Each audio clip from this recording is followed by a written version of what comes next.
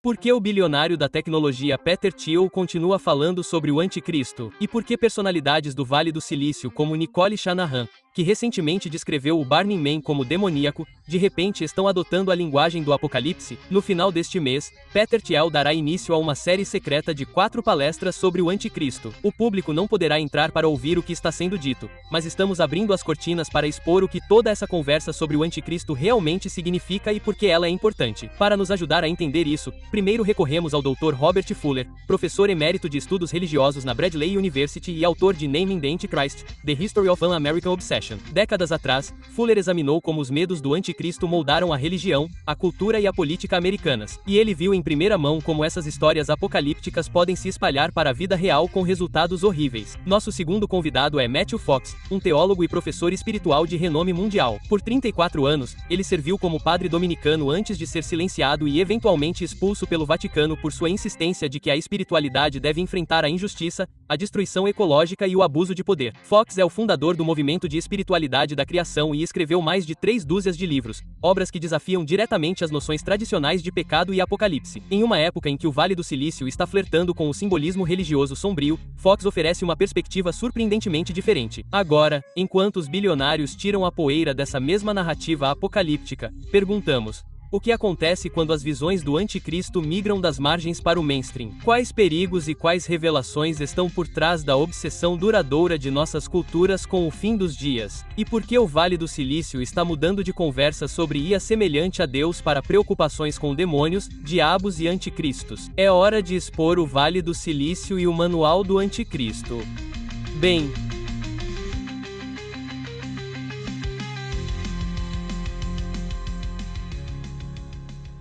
Dr. Fuller, obrigado por se juntar a nós aqui hoje para falar sobre esse assunto sombrio, mas importante. Sim, esse tópico, claro, é um tópico duradouro.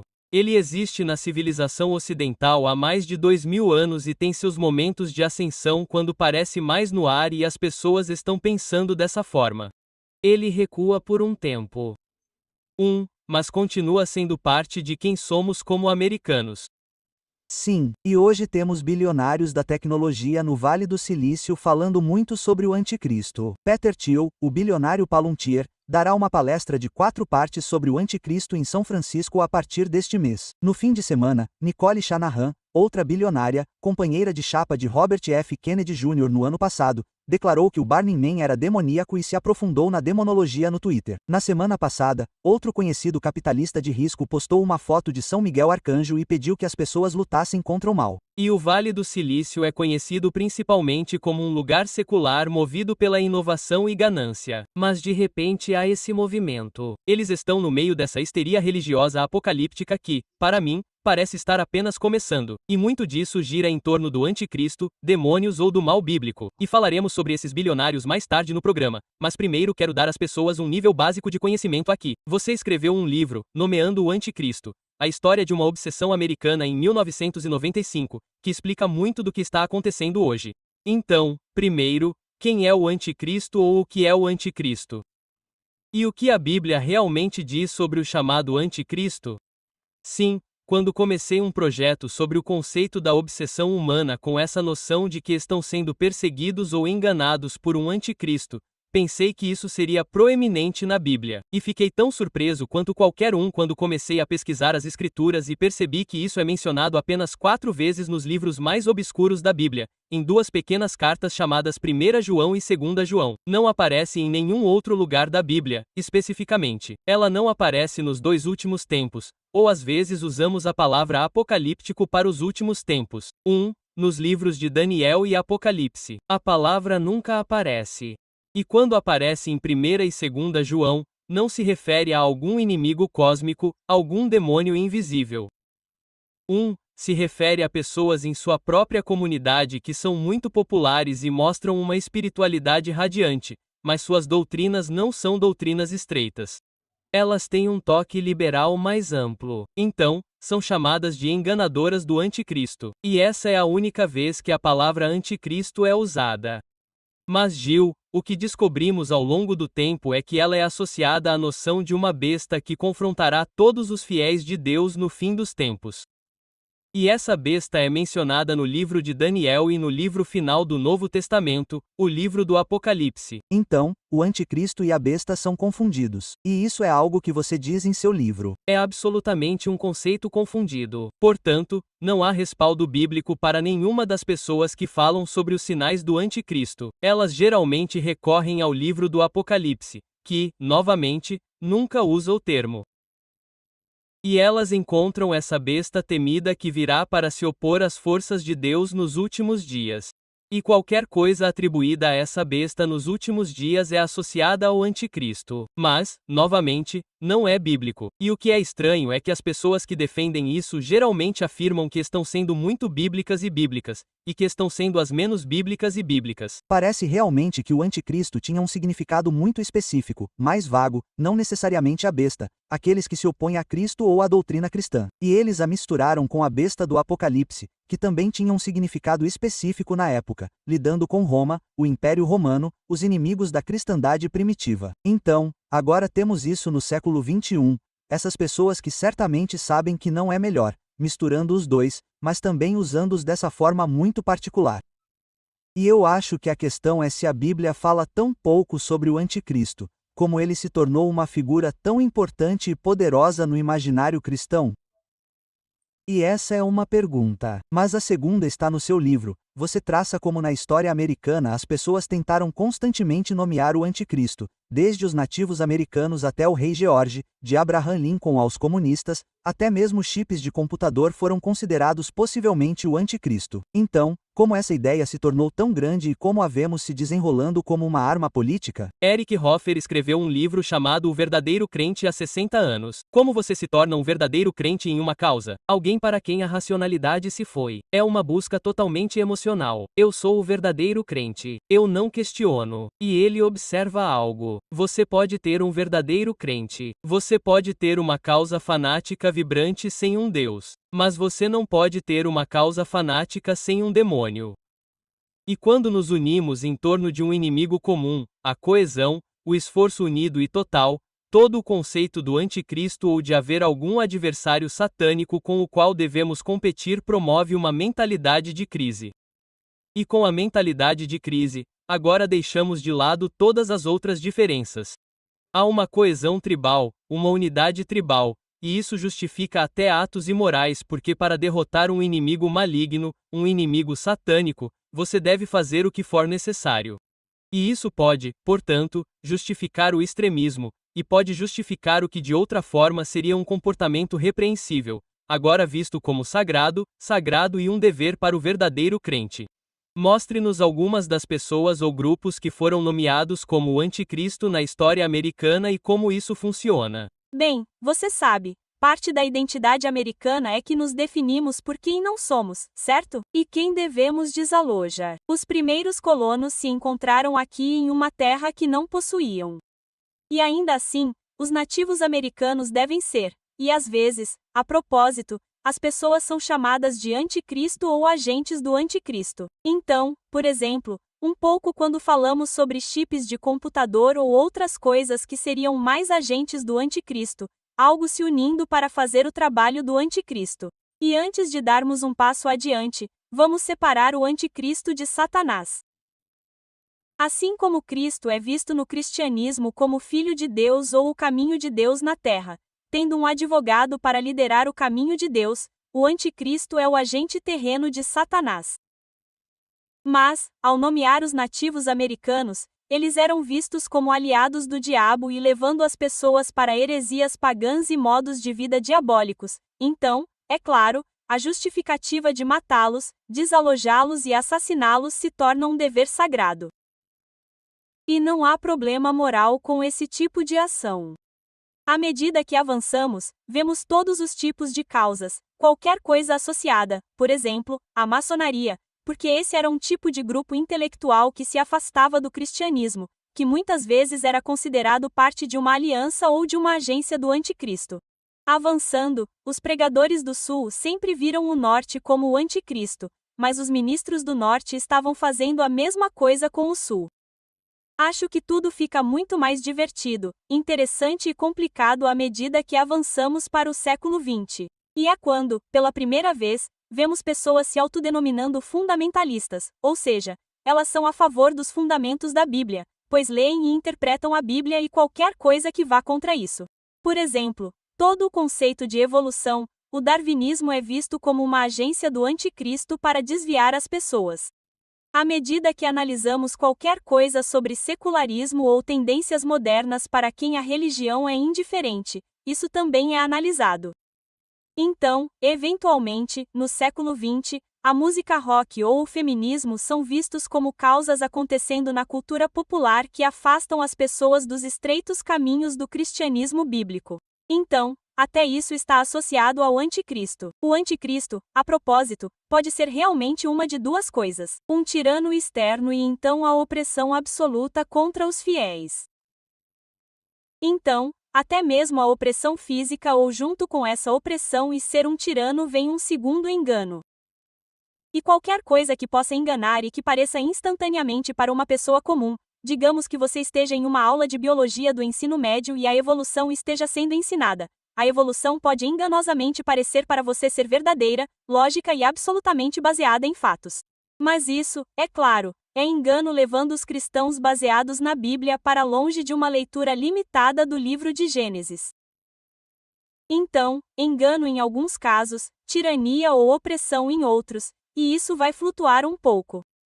Então, às vezes, os líderes soviéticos durante a minha infância, durante a Guerra Fria, pensavam que qualquer coisa associada à União Soviética estava de alguma forma ligada ao anticristo que vinha contra a América cristã.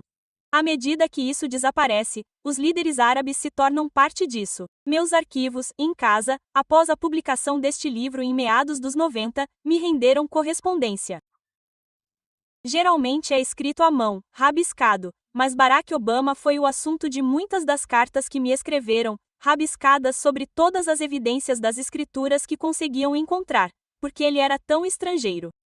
Seu nome sendo estrangeiro, sua cor de pele sendo estrangeira para o cristianismo evangélico branco. Lembre-se de que acreditar no anticristo e atacá-lo lhe dá uma identidade.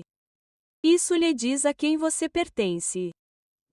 Então, isso é um pouco de formação de identidade e ajuda a identificar o interior em relação ao exterior. E na medida em que alguém como Barack Obama é definitivamente um estranho ao cristianismo evangélico branco, você pode ver por que ele era um alvo fácil. E isso ressoa em mim. Cresci em uma religião meio apocalíptica nos anos 80 e início dos anos 90, e lembro que a União Soviética era retratada como o anticristo. As pessoas da minha família que não gostavam de Ronald Reagan achavam que ele era o anticristo. E eu realmente curti heavy metal em determinado momento. Eu tinha todos esses pôsteres e pequenos espelhos que você encontra em feiras. E uma das minhas tias passou por uma conversão e me forçou a destruir toda a minha parafernália de heavy metal, o que eu realmente queria ter agora porque era, tipo, ACP, Slayer, e ela convenceu meus pais de que eu estava sendo sugado para o satanismo, e eu realmente gostava daquela música, e você sabe, eles tocam nesses temas, obviamente, no heavy metal também. Mas você mencionou essa ideia de engano e essa é frequentemente uma das coisas sobre as quais as pessoas que se concentram no anticristo falam. Embora algumas delas também estejam envolvidas em um pouco de engano. Torna-se muito fácil, e você diz isso no livro, que o anticristo é uma espécie de espelho para apontar o dedo para as pessoas que acusam todos os outros de serem o anticristo e dizer que as mesmas coisas são verdadeiras sobre eles. Por exemplo, temos a IA fingindo ser inteligência humana. Temos visto notícias em que muito do que as pessoas fazem com alguns desses bots de bate-papo é um discurso sobre o anticristo ou o mal, um computador dizendo a elas para irem em frente e se matarem ou algo assim. Então isso borbulha novamente em nossa era tecnológica e se torna uma estrutura através da qual vemos as coisas. E você diz que chamar alguém de anticristo é declará-lo a personificação do mal, um inimigo com o qual nenhum acordo é possível. Você pode explicar o que se passa na mente das pessoas quando elas fazem o que geralmente acontece quando você está contra o anticristo? Certo. Uma vez que rotulamos nossos adversários nesses termos cósmicos, todo bem versus todo mal, não haverá mais acordo. O discurso racional porque o anticristo é um enganador. Todos os argumentos que podem ser apresentados em defesa de um ponto de vista oposto são enganosos. Portanto, não pode haver um acordo racional. Isso só trará à tona uma coesão tribal total, lealdade tribal, comprometimento inquestionável. E isso geralmente leva a consequências às vezes violentas. Sabe, às vezes, quando leio coisas contra as quais indivíduos obcecados pelo anticristo são na cultura americana, às vezes consigo entender o ponto de vista deles de que há algo que aponta para problemas que temos. O que acho desconcertante é a linguagem e a visão de mundo em que isso é colocado. Essa batalha cósmica entre todo o bem contra todo o mal, que, novamente, não tem acordo, nem tons de cinza, nem escala móvel de pensamento e nuance. E é aí que se torna qualquer ação, desde que seja para o lado divino da batalha. Toda ação seria totalmente considerada um dever divino. Um pouco sobre isso no ano passado porque foi lançado um livro chamado Inhumans. E em Inhumans, a tese básica é que os comunistas são demônios sanguinários do inferno que buscam estar na Terra e assassinar todo mundo.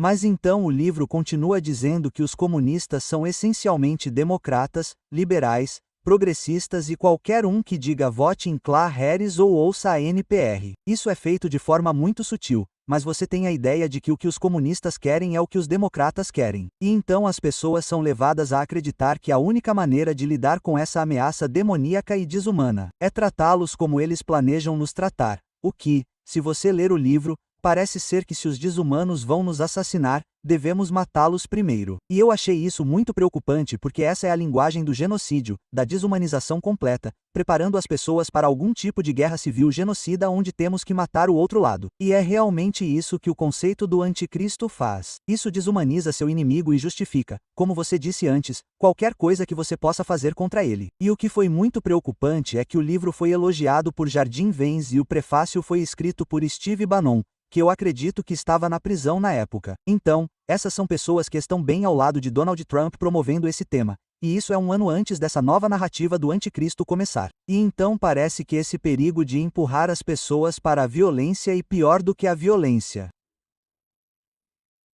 Aplicando aos nossos debates políticos uma estrutura final cósmica, uma estrutura apocalíptica que é realmente uma escolha e não é necessária. E não é necessária e não é. Como historiador, sou um tanto pessimista sobre o resultado provável, desde que essa narrativa seja a narrativa usada para enquadrar as mesmas diferenças de opinião sobre a vida e a cultura americanas. Posso destacar algo? Que quando o pensamento apocalíptico surgiu inicialmente no Ocidente, se você olhar para a comunidade que deu origem ao livro de Daniel ou ao livro do Apocalipse, esses eram os pobres. Sempre foi, e você sempre descobriu, o pensamento apocalíptico mais disseminado entre pessoas para as quais há pouca chance de ganho mundano. A maior esperança delas é que Deus haja decisivamente para transformar os últimos em primeiros e os ricos em primeiro lugar em um ato de Deus, porque há poucos mecanismos mundanos para os desesperadamente pobres melhorarem suas vidas. O que é tão incomum sobre alguns dos exemplos que você deu é que esse pensamento apocalíptico agora está sendo encontrado entre os mais ricos, entre aqueles que têm todos os bens materiais. Então, o único benefício disso novamente é que os vermelhos redobram os esforços pela lealdade tribal, coesão e nenhum acordo com nossos adversários culturais. Em seu livro, você cita o estilo paranoico de Richard Hoffader na política americana e ele escreveu que a citação do inimigo parece ser, em muitos aspectos, uma projeção do eu. Tanto as partes ideais quanto as inaceitáveis do eu são atribuídas a ele. E parece que a figura do anticristo funciona da mesma forma como uma projeção paranoica do eu. E Peter Thiel falou de forma bem explícita sobre como isso se conecta à teologia política de Carl Schmitt, a ideia de que você tem uma política secular baseada em conceitos teológicos e que você deve definir claramente o inimigo. E, sabe, parece que, para o seu ponto de vista, essas são pessoas que sabem que não devem brincar com essas ideias religiosas porque elas podem ser perigosas. Além disso, o cristianismo não é uma religião muito boa para bilionários. Acho que um dos poucos grupos contra os quais Cristo se manifesta são os ricos. E então, O que achamos do fato de que temos todas essas elites do Vale do Silício invocando de repente o anticristo e a linguagem demoníaca? O que elas estão aprontando com você? Sim, escute. Gostaria de ter uma resposta simplista e direta para você. Vou deixar você aqui embaixo. Estou tão perplexo quanto qualquer um. Além do fato de que esse tipo de linguagem significa, mais uma vez, que as nuances não precisam ser consideradas. Nem precisamos considerar essas elites educadas da Ivy League ou das melhores universidades do mundo. Não precisamos ouvi-los porque será simples e claro. Algo faz parte do que é totalmente bom ou é enganoso e tenta nos desviar do caminho e, portanto, é totalmente mal. E isso se baseia na lealdade tribal e na justificativa de qualquer tipo de extremismo. É chocante para mim que aqueles que mais se beneficiam neste mundo vejam os benefícios de uma mentalidade que não quer que as pessoas sejam responsabilizadas por seus pensamentos ou que justifiquem comportamentos extremistas e egocêntricos. Então, fiquei um pouco intrigado com o motivo de isso ter se tornado tão importante. Bem, parece interessante quando olho as transcrições do que tal falou antes. Ele nomeia Greta Thunberg como um possível anticristo. Ele meio que sugere que a regulamentação tecnológica pode ser um agente do anticristo porque somente a inovação tecnológica pode salvar o planeta e a humanidade. Então, isso meio que se mistura com essa visão messiânica do Vale do Silício como o salvador da humanidade. Novamente, brincando com conceitos bíblicos, e todo ano o Founders Fund, um dos fundos de Thiel, organiza um baile chamado Hereticon, que é uma celebração da heresia na forma de desafiar ideias do Vale do Silício. Mas a linguagem em torno do baile é sempre uma espécie de paródia de ideias bíblicas com as quais eles estão brincando. Então parece que isso é algo importante para ele. Ele também foi aluno de René Girard em Stanford, que escreveu sobre o desejo mimetético, a necessidade de encontrar um bode expiatório, que temos a tendência de procurar bodes expiatórios. Então tudo isso meio que se funde com essa ideia filosófica de definir quem é o inimigo e quem são os aliados. O que me leva ao meu próximo ponto. Você disse antes que geralmente vemos um grupo diferente de pessoas falando sobre isso e isso acontece como na batalha contra a União Soviética após o 11 de setembro, bem quando Obama se tornou popular e ia ser o presidente. Vemos nesses momentos de crise na direita, especialmente esse surgimento do meme do anticristo. E me parece que parte do que está acontecendo agora, se eu for completamente racional e frio sobre isso, é que esses bilionários tecnológicos reacionários de direita estão tentando encontrar um terreno comum com a direita religiosa neste país, que está muito mais familiarizada com a forma de usar esse meme do anticristo. Sabe, acho que houve uma conversa sobre o demônio do anticristo por volta de 6 de janeiro, certo? Vimos um pouco disso em torno da pandemia e das vacinas. Então, já faz algumas décadas de crise, na verdade. E então, estamos realmente vendo esse surgimento desse tema, mas mais uma armamentização dele por pessoas que, ao que parece, deveriam saber que não deveriam fazer isso. Sim. Bem, antes de tudo, se você olhar para quem mais usa essa linguagem, desculpe se não estou falando diretamente, estou me esquivando. Use a linguagem do Apocalipse. Digamos, pegue as testemunhas de Jeová. Elas estão entre o grupo religioso mais pobre em termos de renda e, você sabe, medidas socioeconômicas. Eles são sociologicamente um grupo desfavorecido, membros desproporcionais das testemunhas de Jeová. Mas quando você vê a literatura deles, o que eles esperam a longo prazo? A literatura deles é: esperamos que os pobres tenham melhores remédios. Esperamos que os pobres tenham melhores moradias. Esperamos que eles tenham melhor educação e uma vida mais segura e livre de violência. E tudo se resume a melhorar a qualidade de vida das pessoas mais desfavorecidas econômica e socialmente. Essas pessoas usaram essa literatura apocalíptica. Então, ver agora os bilionários do Vale do Silício usando isso só pode significar que há certas coisas em um nível mais fundamentalmente psicológico para eles. Em algum nível, a psicologia nos diz: não importa se você vem da psicanálise de Freud ou da psicologia evolucionista de hoje, o cérebro humano é programado para nossos interesses próprios, e precisamos ser ensinados. Freud ensinou que somos ensinados a ter um superego, uma consciência moral, mas temos que ser ensinados pela cultura, a maneiras de aproveitarmos nosso desejo fundamental de pegar todos os brinquedos na sala de aula do jardim de infância ou algo assim, e não, temos que aprender a compartilhá-lo. Muito do que vimos na direita política, especialmente nos últimos 15 anos, Eu não vou mais ser desperto. Se ser desperto significa que preciso me importar com outras pessoas, ninguém vai me regular e ninguém vai me dizer que não posso usar toda a eletricidade ou gás que quero. E o que acho que vejo é usar essa literatura apenas para redobrar os esforços contra qualquer um que nos diga que temos que fazer algum tipo de autoajuste para nos tornarmos pessoas mais conscientes socialmente. E é uma rejeição total de qualquer necessidade de ter empatia, de ser responsável por qualquer grupo maior. E então é esse individualismo rude. E então o anticristo é visto como qualquer um que esteja tentando frustrar isso. Seja a regulamentação de nossas indústrias, impostos, imposto de renda ou qualquer coisa que nos force a nos colocar um pouco de lado para considerar outras pessoas, agora está sendo associado ao anticristo aqui.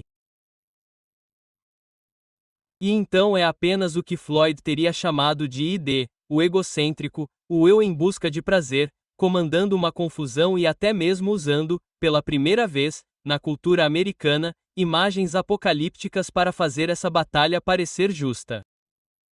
Até mesmo a empatia está sendo considerada agora por muitos pastores cristãos conservadores. Empatia. Por que você não pode ter empatia pelos pecadores? Sabe, o Jesus com quem cresci era mais parecido com o Sr. Rogers, eu acho. Me ensinaram que o Sermão da Montanha, as preconceitos, me disseram que o ponto principal dessa história do bom samaritano era que as pessoas que a sociedade, por si só, tende a marginalizar, entre essas pessoas você encontra não apenas pessoas boas, mas algumas das melhores pessoas e que somos mais sensíveis aos bons e às pessoas que, de outra forma, parecem diferentes de nós. Isso não é Deus. Jesus não é o Sr. Rogers para os cristãos de hoje, nessas imagens apocalípticas. É um Rambo e é um Rambo vindo para destruir de uma vez por todas todos aqueles que tentam se opor a nós. Então, é um Jesus muito diferente. Dr. Fuller, você viu em sua própria vida essa narrativa do anticristo levar à violência no mundo real. Conte-nos sobre essa experiência e o que aconteceu. Um jornalista da National Public Radio me ligou logo depois que Waco, Texas, onde havia uma comunidade apocalíptica, entrou em um impasse contra agentes do governo federal. Pediram que eu explicasse não apenas como as ideias apocalípticas influenciaram essa comunidade, mas também se isso me esclareceu. Eu tinha alguma previsão de como isso terminaria? E eu disse a eles no primeiro ou segundo dia desse impasse que não terminaria bem, que terminaria em violência porque esse grupo, tendo rotulado seus adversários mundanos como aliados do diabo, não consegue chegar a um acordo, não consegue se sentar à mesa de negociações e entregar algo ao diabo, pois isso só poderia terminar em morte. De fato, foi exatamente assim que aconteceu. Então, novamente, acho que quando vemos que a lógica dessa narrativa é aplicada ao mundo, ela nunca leva a nada além de um confronto brutal. Então, esse é um assunto bem sombrio, mas acho que é bom lançar luz sobre ele. Acho que é assim que derrotamos essa transformação do conceito do anticristo em arma. Dizer às pessoas do que ele realmente se trata, desmistificá-lo e esclarecer o que é, como foi usado e como está sendo usado agora. Que mensagem você deixaria para as pessoas, dado seu conhecimento e sua história sobre o assunto? O que as pessoas devem saber e o que podem fazer? O que podemos fazer, eu acho, é lembrar as pessoas que os livros apocalípticos de Apocalipse e Daniel sempre estiveram à margem da comunidade fiel. Eles falam sobre um mundo prestes a acabar, em vez de sustentar e construir um mundo baseado em princípios centrados em Deus, por assim dizer.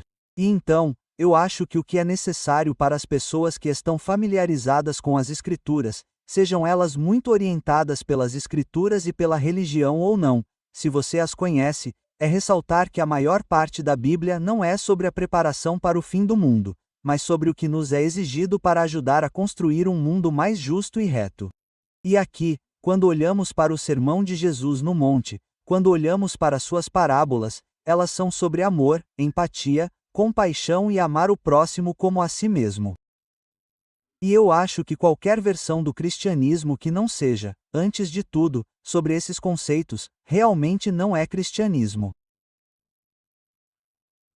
É entrar em uma tribo de dieta muito odiosa e mesquinha que é sobre se você não é eu, então você deve ser cosmicamente horrível e, portanto, parte do anticristo. Então eu acho que não é só ser claro sobre o que você é contra, mas ser claro sobre o que você é a favor. Uma espiritualidade cristã neste caso, que tem a ver com a construção do mundo e a construção do mundo unindo as pessoas pelo conceito de amar o próximo como a si mesmo. Acho que isso aponta para aquelas passagens nas Escrituras que apoiam isso, em oposição aos 2 livros que são esses livros sombrios e mesquinhos de Daniel e Apocalipse. Parece que com tantas pessoas no Vale do Silício proclamando publicamente sua fé, deveria haver mais ênfase nas palavras de Cristo. Para mim também, eu cresci com o cristianismo e é isso que devemos aspirar, ser obcecados e refletir. Parece que esses bilionários que tiveram a maior recompensa de todas estariam em uma ótima posição para levar o mundo para um lugar melhor com seus recursos e habilidades. Em vez disso, estamos vendo esse tipo de foco incisivo nas partes mais sombrias dele. Acho que veremos um desenvolvimento maior dessa ideia nos próximos meses e anos, infelizmente. Mas obrigado por se aprofundar tanto nisso há 30 anos. Eu li e parece que poderia ter sido escrito ontem. Isso me choca mais do que a você.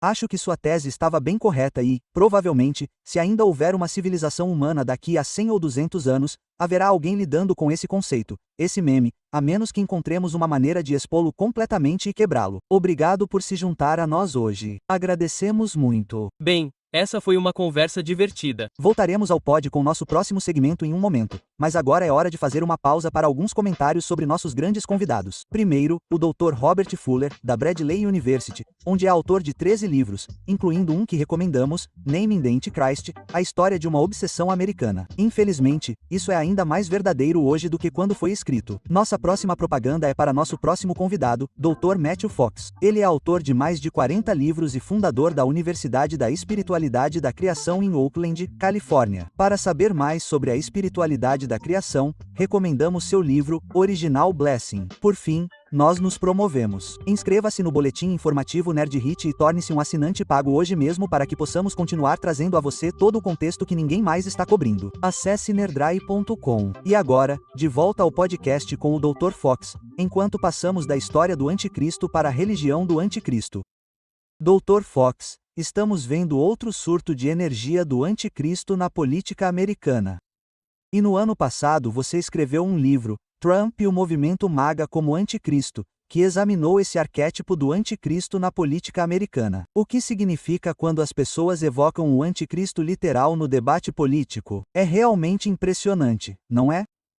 E, mesmo sem invocá-lo, elas estão agindo em seus próprios termos. Então, temos essa nova religião surgindo do Vale do Silício, e pessoas em posições de poder muito importantes, como Peter Thiel, que ungiu nosso vice-presidente. Então, é realmente essa mistura definitiva de governo, religião e política.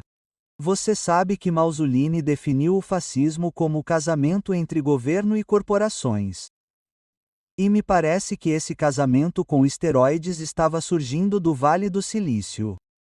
E é realmente impressionante a linguagem que eles usam, e alguns deles usam o termo anticristo. Por um lado, é visível. Quer dizer, faz você rir quando Peter Thiel, tão poderoso quanto ele é e, claro, um bilionário, e os bilionários estão bem na frente do nosso governo hoje, e eles estavam lá na inauguração do 2,0, quando o Sr. Dial chama Greta Thunberg de anticristo. Quer dizer, sinto muito, mas tenho que rir. É tão incrivelmente preciso para o que o anticristo faria. Aqui está uma jovem que se colocou em muitas situações perigosas para apoiar a sobrevivência da Mãe Terra. E ela foi chamada de anticristo por um poderoso bilionário nos Estados Unidos. Da perspectiva deles, alguém que está dizendo não aos combustíveis fósseis e sim ao futuro do planeta é o anticristo. Eles estão criando sua própria lógica, bem como seu próprio Deus. Temos um Deus aqui e o Deus é a tecnologia. Então, a coisa toda está quase além das palavras. Uma das razões pelas quais Thiel nomeou Greta Thunberg como um possível anticristo é porque ele diz que o anticristo seria alguém que fala sem parar sobre o fim do mundo e promete salvar o mundo. O que é interessante porque Peter Thiel fala sem parar sobre o Armagedon, o anticristo e o apocalipse e posiciona a tecnologia como um potencial salvador do mundo ou, em alguns casos, um perigo para o mundo. E o que é interessante sobre isso é que ele não é um teólogo. Ele não tem formação como padre ou qualquer tipo de figura religiosa. Ele é um bilionário da vigilância e capitalista de risco que, aparentemente, tem muito tempo para ficar sentado, meio que criando suas próprias teorias improvisadas sobre quem acusar de ser o anticristo. Então, conversamos com o historiador Robert Fuller, que escreveu um livro chamado Naming the Antichrist, e ele disse que, como você disse, o anticristo tende a ser um espelho ou uma projeção, e aqueles que chamam os outros de anticristo geralmente ignoram o fato de que eles próprios poderiam ser facilmente acusados de serem o anticristo por seus próprios critérios, como no caso de Thiel. Ao mesmo tempo, é importante evitar entrar no jogo do anticristo, porque geralmente é isso que as pessoas querem. Quando todos nós estamos discutindo sobre quem é o anticristo, então estamos na estrutura do anticristo. Do que se trata realmente? Quais são os elementos da energia do anticristo? O que as pessoas estão tentando dizer quando chamam alguém de anticristo? Bem, acho que estão tentando dizer que é isso que Cristo representa e é isso que seu oposto representaria. Quer dizer, pelo menos essa é para mim a lógica prática disso. E é aqui que exponho alguns dos ensinamentos óbvios de Jesus sobre justiça e o tratamento dos pobres e dos mais vulneráveis e, claro, a sobrevivência do planeta, se você for grato por ele. Para mim, Jesus representa tudo isso. E então um anticristo, especialmente em nossa época, se oporia a isso, esqueceria a gratidão, agiria com arrogância e ódio pelos outros.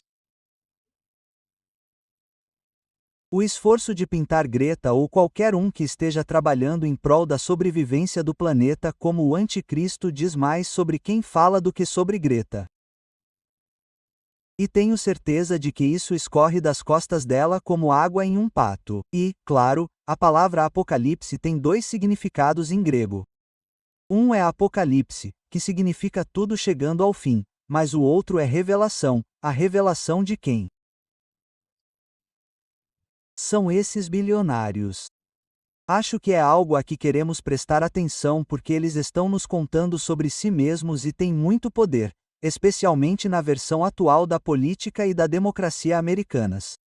No começo do ano, Peter Thiel escreveu um artigo de opinião para o Financial Times no qual falava sobre o Apocalipse e seu significado grego como revelação. Ele disse que o retorno de Trump ao poder seria uma espécie de revelação para os Estados Unidos e realmente usou esse tipo de linguagem de revelação para sugerir que tudo seria exposto e tudo seria revelado, e sugeriu que isso significaria a derrubada de todas as grandes instituições dos Estados Unidos até certo ponto. E certamente vimos um esforço para derrubar essas coisas. E você sabe, Thiel, a razão pela qual estamos falando agora é que Thiel dará uma palestra secreta de 4 partes sobre o anticristo em São Francisco a partir de 15 de setembro. Definitivamente, ultimamente tem havido essa tendência de bilionários do Vale do Silício e capitalistas de risco proclamarem publicamente sua fé cristã de uma forma muito aberta e agressiva. No entanto, ao mesmo tempo, parece que eles estão focados principalmente no mal, no Apocalipse e no Anticristo. Está claro que o que eles estão tentando fazer é apontar os outros como o Anticristo, mas parece que os novos convertidos ao cristianismo ou pessoas que de repente sentem a necessidade de professar sua fé deveriam se esforçar muito mais para falar sobre o próprio Cristo, a mensagem de Cristo, especialmente aqueles que deveriam ser muito gratos por tudo o que tem mais do que qualquer outra pessoa. Mas o cristianismo não é realmente a melhor religião para bilionários, necessariamente, se você prestar atenção às palavras de Cristo. Então, se Cristo voltasse ao Vale do Silício hoje, o que você acha que ele diria sobre o que viu e o que você acha que ele diria para aquelas pessoas que estão no auge do poder no Vale do Silício? Bem, primeiro eu gostaria de responder a sua primeira parte, que é muito importante e você abriu o caminho para isso, ao lançar luz sobre esta próxima série sobre o Anticristo por Thiel em São Francisco. É significativo que um ativista político que é um bilionário tenha sua própria teologia, se você preferir, e que ele esteja proclamando essas palestras sobre o anticristo. Quero dizer, isso é bem incomum. Como você disse, ele não é um teólogo, não é um padre, mas ele está ali empregando essa linguagem. E quando ele disse que o governo vindouro revelaria todos os tipos de segredos profundos, um deles é o segredo de Epstein. E aqui estamos bem no meio disso, onde as mesmas pessoas que proclamaram alguns meses atrás que iriam expor os grandes segredos sobre Epstein estão fazendo tudo o que podem para encobri-los. Voltando ao assunto do que Jesus diria, bem, ele era, como você disse, muito severo sobre as estruturas de poder de sua época. E ele continuamente em suas parábolas, suas histórias, seus ensinamentos, assume o poder dos ricos, dos poderosos. E, claro, o próprio uso do termo reino de Deus ou reino dos céus que era comum em seus ensinamentos. Ele sabe que está assumindo o Império Romano, o reino da época. E foi isso que o levou à morte por volta dos 30 anos de idade, o que é realmente muito jovem. Claramente, ele é um obstáculo para aqueles que não tomam uma decisão consciente de colocar quaisquer recursos que tenham para ajudar os pobres. Então, Mateus 25, faça isso com o mínimo, faça isso comigo. Mas toda a teologia de Peter Thiel, e é um tipo de teologia, parece ser que os ricos do Vale do Silício são os que ditam as leis. E, de fato, ele confessou que não acredita mais na democracia. Então, eles querem substituir a democracia. E isso, é claro, está acontecendo em muitos níveis na administração atual.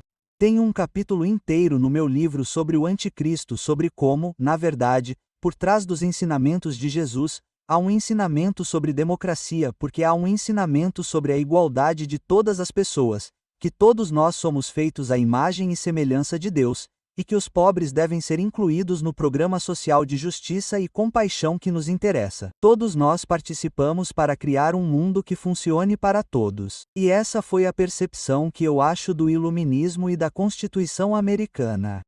Por mais falho que fosse e seja, acho que esse é o ideal de que, de alguma forma, estamos aqui para ver que todas as pessoas são tratadas com respeito.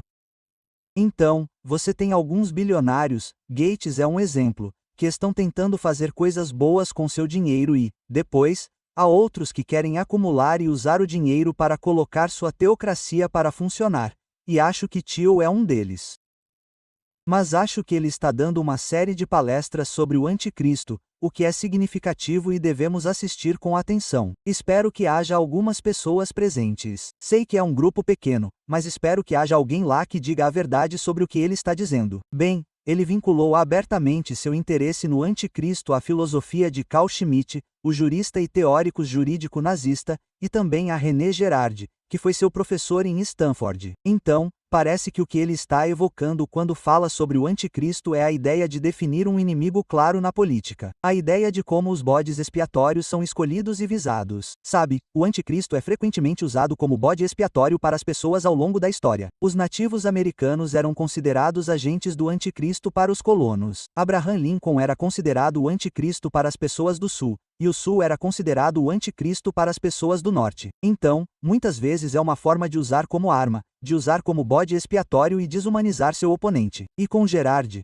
você também tem a ideia de desejo mimemético, rivalidade mimemética. Então parece que ele consegue fazer com que outros adotem essa estrutura. E é claro que já vimos essa estrutura antes. Normalmente é a extrema-direita religiosa definindo alguém da esquerda ou do lado democrático do espectro como o anticristo. E então é uma espécie de arma política perigosa mais do que qualquer outra coisa. Infelizmente, a palestra de Thiel será um segredo não oficial. Portanto, não saberemos exatamente o que ele diz. Mas quando ele fala publicamente, ele coloca isso na estrutura do que ele chama de teologia política.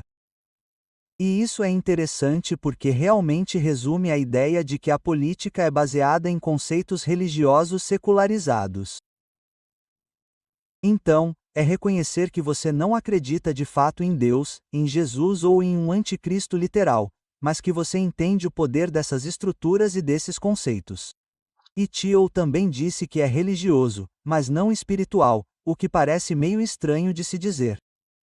Entendo que isso significa que ele gosta da ordem e da hierarquia da religião sem o mistério e a presença de um Deus necessariamente literal. Ele pode ter uma definição diferente disso. Gostaríamos muito de ouvir, mas parece que é isso que ele está dizendo. O que você acha das forças muito seculares no Vale do Silício tentando transformar conceitos religiosos em armas neste momento específico da história americana? Quero dizer, essa é uma declaração muito interessante de tio de que sou religioso, mas não espiritual, porque todo mundo hoje em dia está dizendo que sou espiritual, mas não religioso. E é interessante a sua opinião sobre isso, que ele está pegando emprestado estruturas, mas é claro que ele está pegando emprestado a linguagem, e é sobre isso que estamos falando. E é claro que essa é uma dimensão muito importante para qualquer organização, para qualquer comunidade, é quem é o dono da linguagem, por assim dizer. E então ele está confuso. Ele está tentando confundir e virar do avesso, usando o nome de Cristo, como falamos antes. Então isso é parte disso, mas é uma espécie de guerra em muitas frentes. Acho que também dizer que ele é religioso e não espiritual revela que ele está interessado naquela dimensão sociológica que a religião possui. Para manter uma comunidade unida, às vezes você precisa apelar para o medo das pessoas da morte. Portanto, para a imortalidade e, a propósito, isso é muito importante em todo esse movimento do Vale do Silício. Há alguns que acham que podem comprar seu caminho para a imortalidade e que a próxima conquista da IA será nos tornar imortais ou tornar algumas pessoas imortais e capazes de ir a Marte. Desejo-lhes boa viagem e boa sorte. Acho que a Terra ficará melhor se eles fizerem essa escolha. Sim, a coisa toda é tão complicada que é meio difícil entender. E falar sobre isso. Mas dizer que você não é espiritual é uma declaração e tanto, especialmente no mundo de hoje. E acho que isso significa que ele não é autocrítico. Ele não está procurando seu eu mais profundo ou seu eu mais verdadeiro. Ele está satisfeito com estruturas e quer manipular as estruturas. E é isso que você pode fazer com muito dinheiro. É óbvio que você pode pagar muitos vice-presidentes se tiver dinheiro. O que as pessoas podem fazer sobre isso? Como elas podem tomar medidas que ajudem a lutar contra essa armamentização de conceitos religiosos na política? Primeiro, é preciso se conscientizar e se educar sobre o que está acontecendo aqui. É tão interessante que isso é algo único na política americana.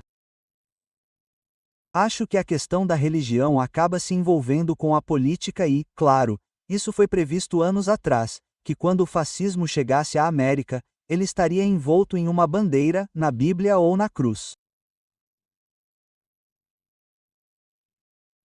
Então, isso é parte do lado fraco da cultura americana. Temos que nos tornar mais críticos e, espero, é isso que significa espiritualidade. Você pode criticar a si mesmo, mas também aos outros, e analisar profundamente as implicações do que está sendo dito aqui. É isso que o anticristo quer dizer. O que está sendo dito é pegar a linguagem de Cristo, mas pervertê-la, virando-a do avesso. E então encontrar aliados. Quer dizer, você e eu estamos falando sobre isso, e você tem escrito sobre isso, e eu escrevi sobre isso do meu jeito. Mas descubra onde estão nossos aliados. Há muitas pessoas por aí que estão perturbadas por essa aliança de religião e política de extrema-direita, e isso é chamado até de nacionalismo cristão. E isso é um insulto a Cristo. Mas é claro que houve períodos na história em que o cristianismo se tornou muito obscuro e ultrapassou os limites. E esta é uma dessas vezes em que é possível encontrar aliados, pensar criticamente e, então, organizar e tornar isso parte do discurso. E estou feliz que você tenha a mídia aqui, falando sobre isso no ar. Então, faz parte da educação e da divulgação na mídia, incluindo a grande mídia, de que isso está acontecendo, e que a religião em si está sendo abusada, e que a espiritualidade está sendo pisoteada, e a consciência está sendo pisoteada, e a democracia. Eu falo sobre os 3 cavaleiros das trevas em que vivemos: a noite escura da alma, o cavaleiro das trevas da democracia e o cavaleiro das trevas da Mãe Terra. Esses 3 cavaleiros das trevas da alma, eu acho, são sinais dos nossos tempos e devemos perceber que eles estão exigindo algo de nós. Eles nos levam a um nível profundo de raiva, indignação moral e pesar. Mas como lidar efetivamente com essa indignação? E é claro que é isso que Gandhi, King e outros fizeram.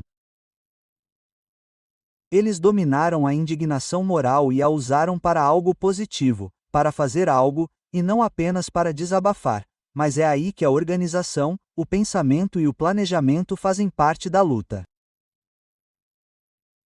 Eu acho que é preciso reformular algumas coisas. Por exemplo, criei uma nova palavra, anticristo. Anticristo são pessoas que buscam usar a ideia do anticristo como arma na política para fins de ganância e influxos políticos. Ao mesmo tempo, acho que não deveríamos chamar isso de nacionalismo cristão. Acho que deveríamos chamar isso de nacionalismo anticristão. Não sei por que as pessoas decidem abrir mão do nome de Cristo para pessoas que não estão realmente expressando os princípios de Cristo. Muitas vezes fazemos isso e parece que você é contra os cristãos quando é contra o nacionalismo cristão. Então é esse tipo de inversão satânica, essa estruturação que engana você a parecer se opor a Cristo quando, na verdade, você está tentando articular apoio às ideias que Cristo defende. Então, acho que é um jogo muito interessante que eles fazem com palavras acusando os outros de serem o anticristo, na verdade, lembrando as táticas do anticristo. Muito bem dito. E adoro como você está lidando com a linguagem e criando uma nova linguagem, o anticristo e o nacionalismo anticristo. A linguagem está na base de todo esse movimento que está em andamento. Então, vá em frente. Gostei disso. Dr. Fox, obrigado por se juntar a nós hoje e conversaremos novamente em algum momento. Obrigado e continuem lutando. O podcast Nerd Reich é produzido e editado por R.R. Robbins. Sou eu. É escrito e apresentado por Gil Duran. Em breve faremos um episódio de Mala Direta, então acesse nerdreich.com e envie perguntas para Gil responder. Além disso, inscreva-se no boletim informativo, se ainda não o fez. Palavras finais de hoje de Voltaire. Em seu leito de morte, um padre pediu que ele renunciasse a Satanás. Voltaire disse: agora, meu bom homem, não é hora de fazer inimigos. Até a próxima.